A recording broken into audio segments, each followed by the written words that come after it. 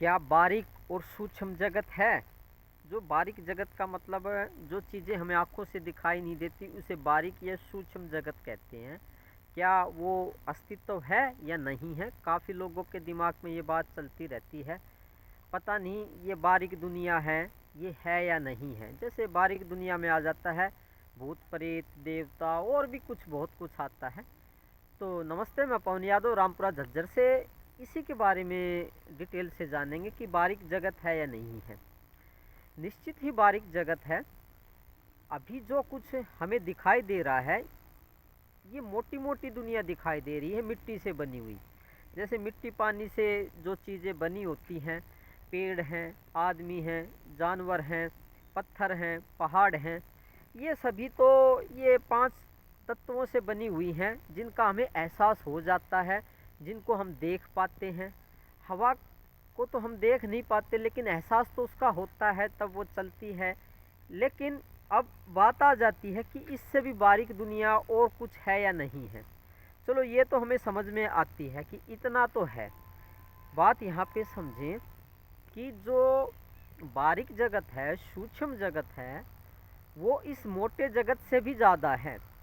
क्योंकि जो बारीक दुनिया है, पतली दुनिया है, मतलब जो आँखों से दिखाई नहीं देती है, उसी से ये मोटी चीज़ें बनी हैं। जैसे मिट्टी, पानी, हवा, सब कुछ ये बारीक कणों से बना हुआ है, इसलिए बारीक जगत से मोटा जगत बना हुआ है।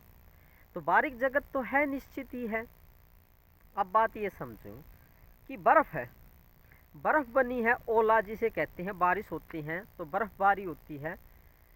तो बर्फ़बारी जो होती है वो पानी की भाप से होती है। सबसे पहले पानी की भाप होती है। पानी की भाप होती है पतली, बारीक, मतलब सूक्ष्म कह सकते हैं सादी लैंग्वेज में उसको। तो आप ये बात समझें कि जब भाप से बर्फ़ बन सकती है, ओले बन सकते हैं, बारिश होती है तब, तो क्या बारीक कणों से, बारीक पदार्थों से, पार्टिकल से ये मोटी दुनिया नहीं बन सकती? जिसे मिट्टी की दुनिया कहते हैं, ये खेत कहते हैं, ये धरती, ये चांद, तारे, ये पेड़ पौधे, ये सभी बारीक तत्वों से बने हुए हैं। जो बारीक जगत है उसी से ये मोटी दुनिया बनी हुई है। वो बारीक कण इकट्ठे हो जाते हैं, बारीक कण इकट्ठे हो जाते हैं तो क्या होता है, ये मोटी दुनिया बन जाती है जिसे मिट्टी की दुनिया कहते हैं। इसको भौतिक भी कहते हैं, भौतिक दुनिया या मिट्टी की दुनिया। अब ज़्यादातर इस दुनिया में बारीक ही है, बारीक ही दुनिया पहले मौजूद थी और उसके बाद में ये मोटी दुनिया बनती रहती है और मिटती रहती है।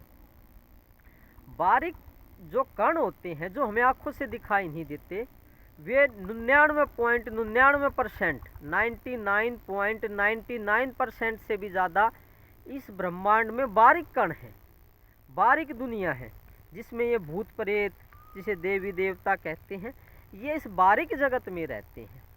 इस बारीक जगत से ही ये मोटा जगत, ये पहाड़, ये पेड़ पौधे, ये धरती, ये चांद तारे, ये बनते हैं। बारीक जगत के जब कण इकट्ठे हो जाते हैं, जब उनके पार्टिकल्स इकट्ठे हो जाते हैं, तो उसके बाद में ये मोटा जगत बनता है। अब ये है क्या?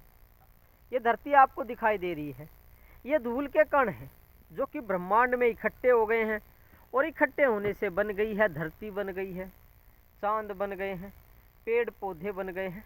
तो पहले ब्रह्मांड में बारीक धूल उड़ रही थी और उस धूल से वो इकट्ठी हो गई है तो क्या बनी?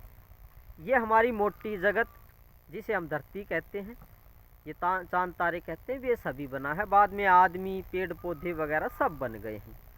तो मेन बात यहाँ पे ये हो रही थी कि बारीक जगत है या नहीं है। निश्चित ही बारीक जगत है। बारीक जगत तो पूरे ब्रह्मांड में फैला हुआ है और मोटी चीज़ें कहीं कहीं पे हैं। मोटी चीज़ें कहीं कहीं पे मतलब अब ये धरती है, इसके बाद में 16 करोड़ किलोमीटर दूर हमारा सूरज है, मोटा मोटा सा हिसाब है लगभग लगभग, और 4 करोड़, पौने 4 करोड़ किलोमीटर के करीब चांद है, तो ये लगभग मोटा मोटा हिसाब है।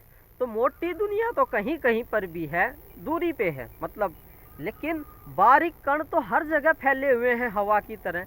इस ब्रह्मांड में बारीक कण हर जगह हैं और बारीक दुनिया ही ज़्यादा मात्रा में है और मोटी दुनिया है कम मात्रा में। जैसे कि मैंने अभी पीछे बताया, बारीक जगत जिसमें भूत प्रेत घूमते हैं, विचरण करते हैं, देवता घूमते हैं और भी बहुत कुछ घूमता है, यही ज़्यादा है।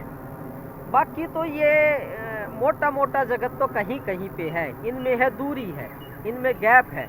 कहीं कहीं पे वो धूल इकट्ठी हो जाती है, पानी के कण इकट्ठे हो जाते हैं तो चांद तारे बन जाते हैं, वो एक अलग मैटर है। तो आपको बात समझ में आई कि बारीक जगत है, निश्चित ही है, और बारीक जगत से ही आपका ये मोटा जगत बना हुआ है और बारीक ही जगत ज़्यादा मात्रा में है, 99.99% से भी ज़्यादा, मतलब बहुत ज़्यादा, कहने का मतलब ये है। तो देखिए, इस बात को आप समझें। अब बारिश होती है, पूरे देश में बारिश हो जाती है, लेकिन ओले तो कहीं कहीं पे पड़ते हैं। भाप से, बादलों से ओले तो कहीं कहीं पे ही गिरते हैं। बारिश तो हर जगह हो जाती है, भाप तो हर जगह फैली हुई है, भाप तो पूरे देश में फैल जाती है, लेकिन ओले कहीं कहीं पर ही बनते हैं और गिरते हैं। तो इसी तरीके से बारीक जगत तो हर जगह फैला हुआ है, लेकिन उससे कहीं कहीं पे वे धूल इकट्ठी हो जाती हैं, कण इकट्ठी हो जाते हैं, तो कहीं कहीं पे ये धरती, चांद तारे, ये सूरज, ये बन जाते हैं और उन पे ये पेड़ पौधे, आदमी, डायनासोर, अलग अलग प्रजाति, घास फूस, पेड़ पौधे, सब कुछ भी लगाओ आप, कीट पतंगे, मकोड़े, सब पैदा हो जाते हैं। तो मेरे हिसाब से आपको बात समझ में आ गई होगी मैंने क्या समझाने की कोशिश की है। बारीक जगत है और निश्चित ही है, यही समझाने की कोशिश की है। तो धन्यवाद, आपके चरणों में प्रणाम करता हूँ। पार ब्रह्म हैं आप, पूर्ण परमात्मा हैं, आपको पता नहीं है।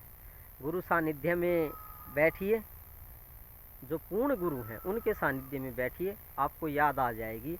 इसी को बुद्धत्व कहते हैं। मेरा प्रणाम स्वीकार कर ही लिया होगा, आज के लिए काफ़ी हो गया।